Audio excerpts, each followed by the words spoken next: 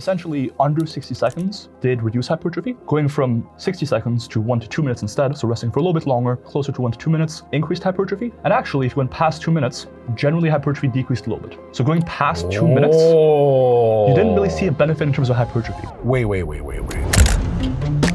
Folks, Dr. Mike here for RP Strength, and I am treated, elated,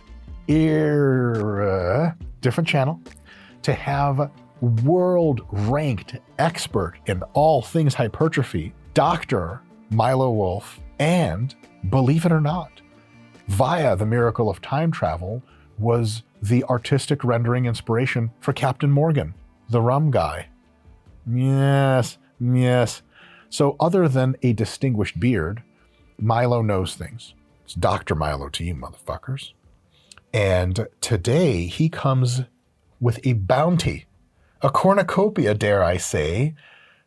The satchel is a meta-analysis, but the contents are, how many studies again? 9 studies. 9 studies on how long you should rest between sets for happiness. No, hypertrophy, same thing.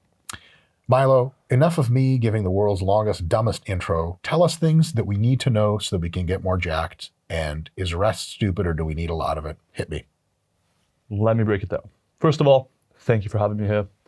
We very, very recently, and by very recently, I mean as of this morning, that's right, we're doing science out here, got the results and wrote up the manuscript for a meta-analysis on rest times for hypertrophy. We looked at all of the studies out there, looking at the effects of different rest times between sets on muscle hypertrophy.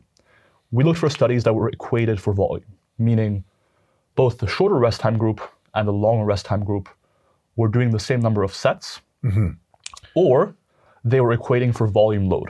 So if, for example, one group was resting for 3 minutes and one group for 1 minute between sets, the 1 minute group would do additional sets to end up doing the same sets times reps times weight across the whole session. Okay. And so the good thing about that is the internal validity and thus the deep theoretical conclusions we can draw stronger, but the downside is the ecological validity is a bit weaker. So like in real life, you could interpret this in a slightly different way. Exactly. But it's always good to start with deep theory first. Yes.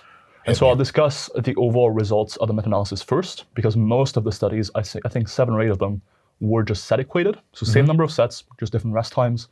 And the final 1 or 2 were equated for volume load. Let me break it down. Across these 9 studies, we looked at a variety of muscle groups, including lower body, arms, whole body assessments. When it came to rest times, we broke things down in a variety of ways.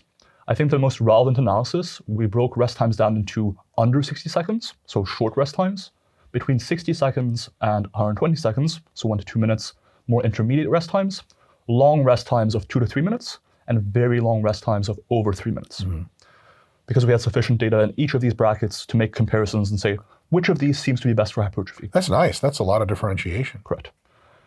To make a long story short, when you just looked at how much hypertrophy was seen in each bracket, all of them led to hypertrophy. So no matter your rest time, you will likely see hypertrophy if you train. Rest time isn't one of those make or break variables that's going to literally kill your gains or create all the gains in the world. The rest time that's killing your gains that you don't want your new title doctor to know, children to your dog, you got the rest, thumbnail to know about. You get the idea. At any point, generally, all rest times led to hypertrophy.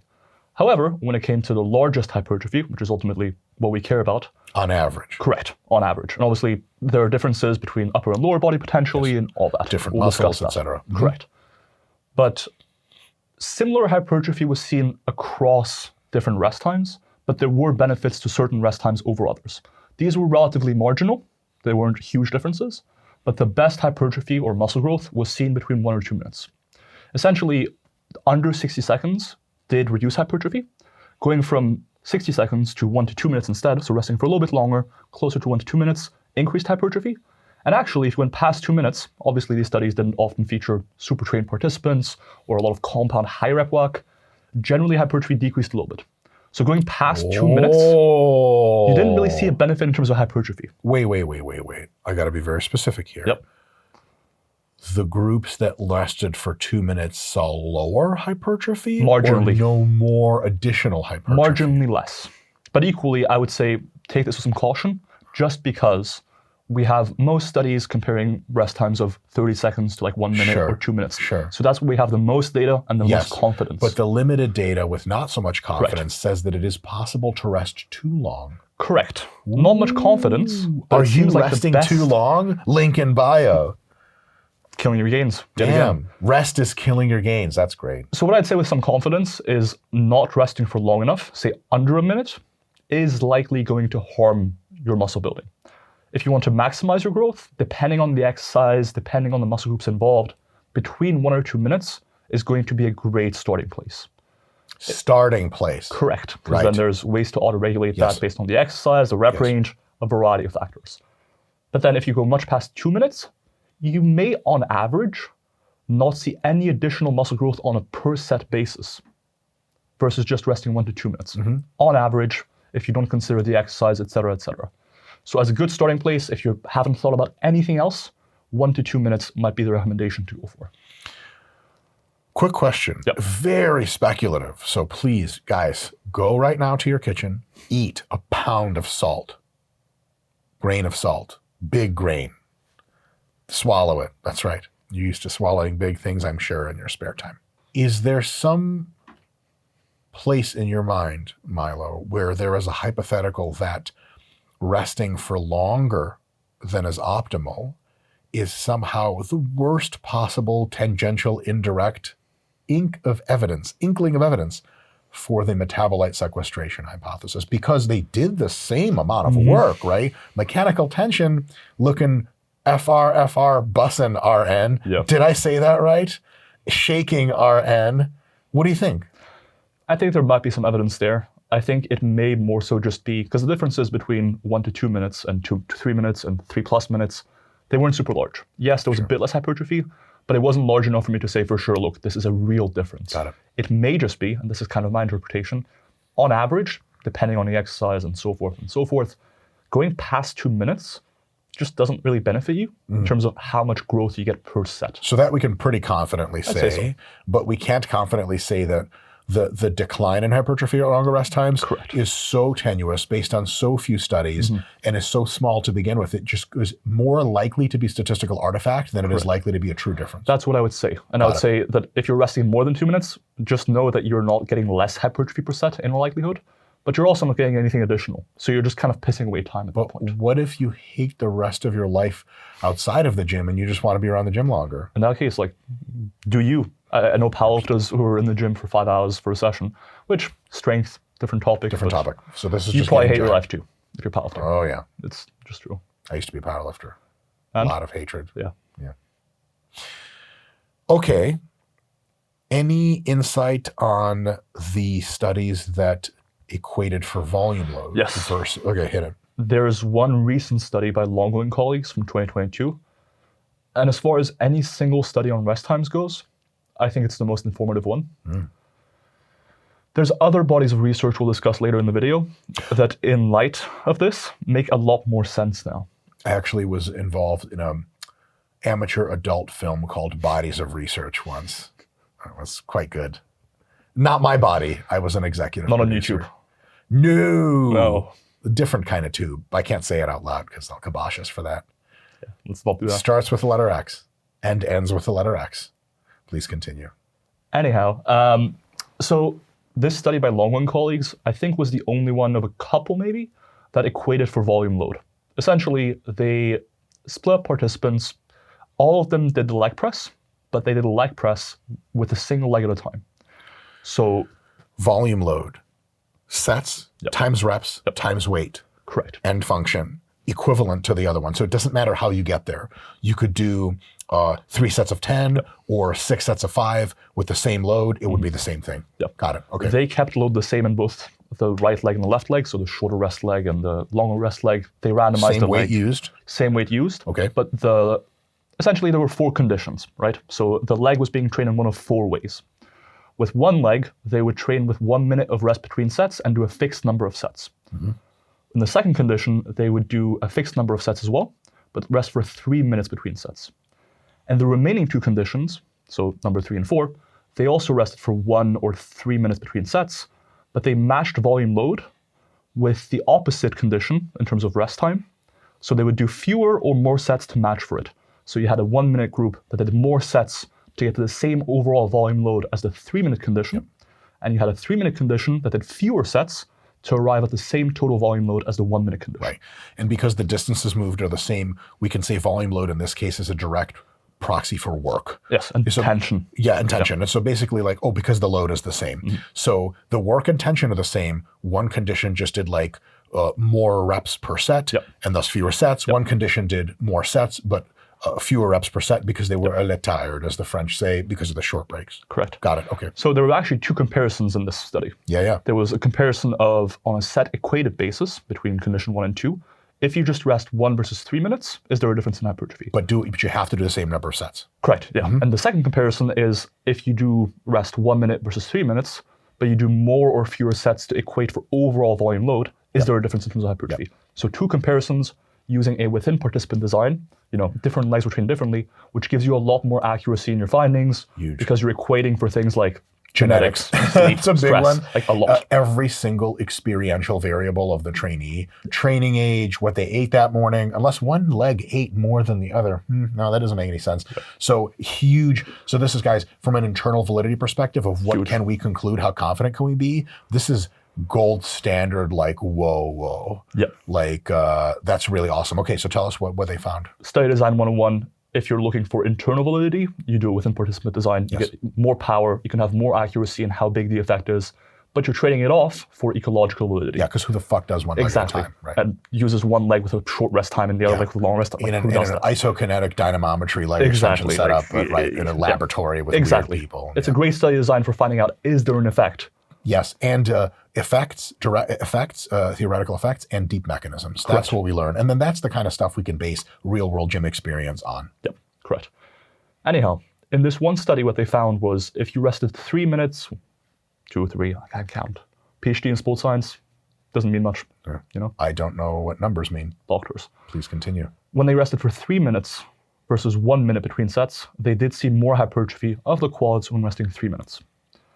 However, when the 1 minute condition did more sets to get to the same overall volume load as when they rested for 3 minutes between sets, they saw the same hypertrophy. Which does suggest that when it comes to your rest times, the overall performance outcome, the overall volume load or tension you're applying to your muscle across the session. How much work you did, basically. Correct. How much tension you're ultimately imposing upon your muscle is a factor, right? Because otherwise you wouldn't see... A big factor. Oh, for sure. Huge factor. The biggest factor, probably. So it tells us two things. One, if your rest times are 60 seconds or potentially lower, as we can see from the overall meta-analysis, you're probably limiting hypertrophy a little bit. But two, if you are resting less than a minute, or about a minute, you can do more sets and potentially get to the same hypertrophy. On average. Correct, on average. Now, importantly, this was one of only, I think, 1 or 2 studies included that matched for volume load.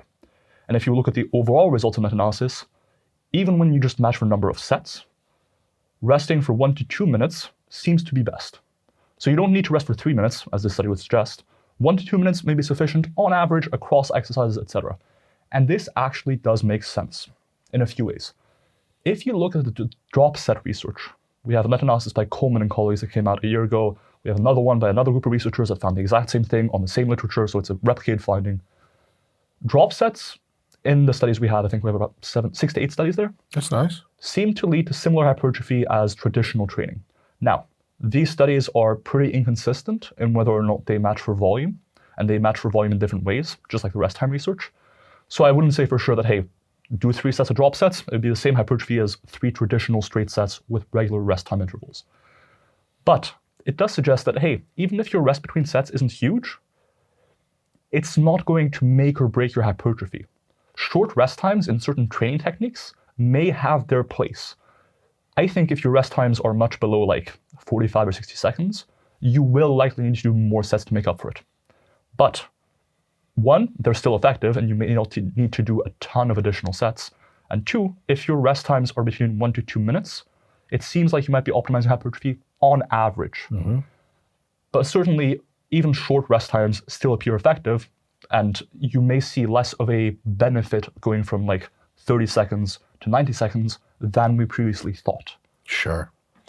There is another video on your channel where we dig into a method that, so this is the empirical, theoretical, science-based, real type of shit. In a video which you and I did for your channel and should be out or could be out or might be out, go check out his channel. We talk about my method for in real life practically examining, should I do another set? Have I rested a long time enough? And that's going to be a big deal because this entire time I was very good as the penultimate scientist of saying on average, there is not a world in which you need just as much rest time for your forearms as you do for your quads. Right? It's funny you should say that because there's a few things I want to mention about the exact analysis approach we took. First, we took a Bayesian framework approach, which means that we were able to make conclusions or inferences that are a bit more intuitive than what you frequently see with frequentist approaches, where you simply usually dichotomize results into significant or not significant. It's a bit silly, at least in my opinion. Because we took a Bayesian approach, there's a few things we can say about the results. For example, we actually were able to find likelihoods that there was a benefit to long rest times, and actual likelihoods that we could have as an output of our analysis. It's not just we're making it up, it's an actual mathematical result. And when it comes to longer rest times creating more hypertrophy, there was around a 70 to 80% chance of that being the case. So of there being a benefit. So there's like a 20 to 30% chance that there isn't a benefit, but it's more likely than not, by a decent margin, that longer rest times of say 60 seconds or more are better than shorter rest times. So that we can say with some decent confidence, right? We can have a chest up and say, yeah, longer rest times to an extent are good. Better to guess longer rest times in that case than it doesn't work. Correct. So it's essentially, there's a positive effect in favor of longer rest time. So it's above zero. There's also likelihoods of it being a small effect size or medium effect size or large effect size. And those obviously diminish as you get to larger and larger differences. But as far as it being a positive effect, so an increase in muscle growth from longer rest times, there's about a 70 to 80% chance. Importantly, we also did a subgroup analysis by which muscle groups were being trained. We looked at arms, thighs, and whole body. I think for our purposes here, because you mentioned the muscle group being trained being relevant, the comparison of the arms and thighs is most relevant. And specifically, it's not a huge difference, but if you look, the odds of longer rest times being superior to shorter rest times are a little bit higher in the legs versus the arms. Because it zaps you more and you need more rest. Correct. Likely. Your overall workload is higher during most compound leg training, especially than upper body training. The muscle mass involved is greater, and so your cardiovascular demands are greater, which means oftentimes you'll probably need longer rest between sets to maximize the odds of your target muscle being the limiting factor, being the thing that gives out when you end the set because the target muscle cannot produce the requisite force to do it on a rep. And so that lends credence to, in the other video on rest times that we did together earlier on my channel, that lends credence to that idea that for different muscle groups, there is likely a benefit to individualizing rest times, more so longer for lower body movements, potentially longer for compound movements, versus upper body movements or more isolation style movements. Sure. And that's if you want extra credit RP super optimizing bullshit. If you just want great training, my view, Milo, please correct me if I'm wrong, is like whenever you're not psychotically out of breath and you're pretty fucking ready to do another set, jam and everything will take care of itself. For sure. And ultimately, if you feel like you're getting close to failure at the end of the set and what gave out was your muscle, there's a good chance you're really close to maximizing hypertrophy, as long as you're not taking the piss with how long you're resting. If you're resting 10 seconds between sets and that's all you ever train like, yeah, you might need to do a lot more sets or you're not growing your best. Importantly, what I want to mention is this meta-analysis actually closely mirrors the results of a systematic review, I think in 2017, by Gurgic and colleagues on rest times as well. The reason for that is relatively clear, which is many of the same studies were included in that one as we did now, and there have been some more recent studies, like the Longo study I just mentioned, that added more evidence that we could consider. But it was in the same direction. Correct. It was literally, the findings were, at the time, generally short and long rest times, so under 60 seconds versus over 60 seconds, lead to hypertrophy, but novel findings in trained participants indicate there might be a benefit to over 60 seconds. And I think that's essentially what this meta-analysis found, but more specifically with the granularity of a more quantitative approach, we're also to detect that, hey, maybe there isn't really a benefit to going past 2 minutes on average, et cetera, et cetera. But if you're training with more compound movements, potentially with higher rep ranges, potentially with more lower body movements, if you're more trained and therefore able to lift more weight and have a higher work output and therefore a greater cardiovascular demand, all of those things will probably steer you in the direction of longer rest times being better for hypertrophy. Conversely, if all of those factors are switched around, shorter rest times might be better. And so I think around 1 to 2, maybe 3 minutes or a bit more for lower body movements is a good rough framework. I would go closer to say 1 to 1.5 minutes for more upper body isolation style movements, and maybe closer to 1.5 to 3 minutes at the very top end for more compound style movements on average. But there are ways to auto-regulate your rest times based on your situation, the movement you're performing, et cetera, et cetera. Yes. We'll cover that in the other video. Indeed. Awesome. Any other particular insights that jumped out at you from this? Well, you don't have to say yes. Yes, there was one. So when I got these results, I instantly jumped onto a call with my good friend, Dr. Pack, who was also involved in the paper. Who probably informed you that the wire transfer from big rest time cleared, and now you know I can speak about it publicly. Yes. Brad Schoenfeld was also involved in this paper, but I Of course he was. He's everywhere. I can't stand it. I don't know about it. He's too familiar. He's too involved. Yes. You say anything wrong about hypertrophy, he just shows up at your house. Hypertrophies. He auto-constructs. Boom. Anyhow, the one thing that I spoke about with Pac that I think is worth iterating in this video is this is really good news.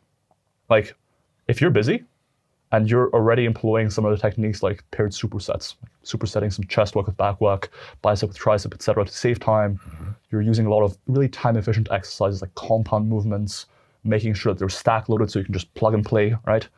This is even more good news. You don't need to spend a ton of time in the gym to get a lot of your hypertrophy in. And that's sweet. I think it may or may not somewhat reduce the emphasis on only doing a set when you feel like your performance is going to be maximized. Right. Right? A lot of people are into that. Like, I'm not feeling 100%. Yeah, like, you don't can need to feel be 100. 80% and get great Correct. results. And if you just do another extra set on top of that, you get the best possible results. Exactly. Like, these studies and meta-analysis were mostly set equated. So if you're resting for 1 or 2 minutes between sets, by definition, for a lot of people, your performance won't be quite maximized. And yet, the best hypertrophy was seen between 1 or 2 minutes. Yep. And so even if performance isn't maximized, that may not be the whole picture. Does that, in your mind, detract a little bit from the hypothesis that the faster fibers completely switch off and those last 3 reps are the only thing that's important? And Yes. thus, if we're not maximally rested, then we're just going through the motions. That takes a hit then. It does. I do think with 1 or 2 minutes, you'll probably still get a large amount of motor improvement. I think, especially with 2 minutes, for most exercises most of the time, you should still be able to recruit them to a meaningful extent. Okay.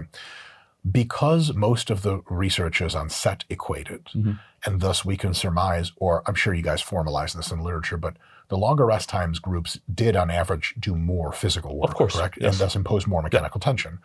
But they got, I guess, identical results in most cases, or undifferentiable statistically results, but with meaningful differences in tension. Does this, in your mind, poke a little bit of a hole in the it's only tension that determines hypertrophy result? Correct. I think you essentially have 2 factors at play here. One is the interpretation of a lot of research in the sole interpretation of overall tension or volume load as proxy thereof when you're using the same exercises and so forth. On the other hand, on the other side, you have an interpretation of results that's based purely on effective reps. So essentially all that matters is you're getting effective reps in, whether you did 5 effective reps or like 20 reps in the whole set. Right. The last 3 to 5 reps are that the are only ones hard. that matter, Right. right? I think this meta-analysis shifts the needle slightly towards it's not just volume load. Effective reps are a little bit more important potentially than we gave them credit for. Is it just effective reps? By no means. No, for sure. Because otherwise, like you could do just my reps all the time and you get the same results. I don't think that's true.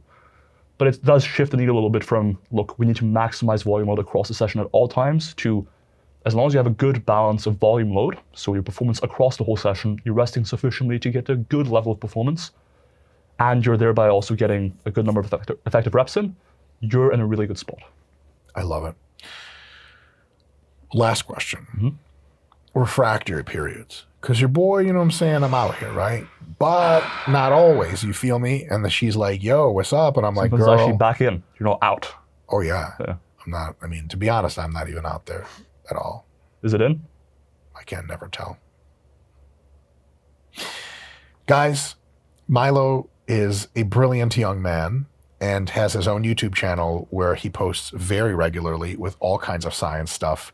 I would say he's a considerably more in tune with the research, smarter, taller, more handsome, and dare I say, definitely, almost certainly larger genital version of me. Scott the video guy, shut the fuck up. Now we get him laughing, the pervert. I would check out his channel. I would consider at least checking out a few videos. You may like where he's coming from. He also writes regularly for Stronger by Science. I would also check out their YouTube channel, and I would actually check out their website and get on their email list because it's one of the most awesome places for in-depth, super nerd science on training, hypertrophy, and strength and recovery you'll find anywhere on the internet. Give those a look. And you got anything else to plug, you greedy motherfucker? If you like going deep into science. Why did you point to me as if, okay, fine, I I'm like ready. going deep into science, isn't it? I've been lubed up for science. Hey man, if you like it, check out my channel, check out Strong by Science. I think you'll like our stuff. Boom. See you guys next time.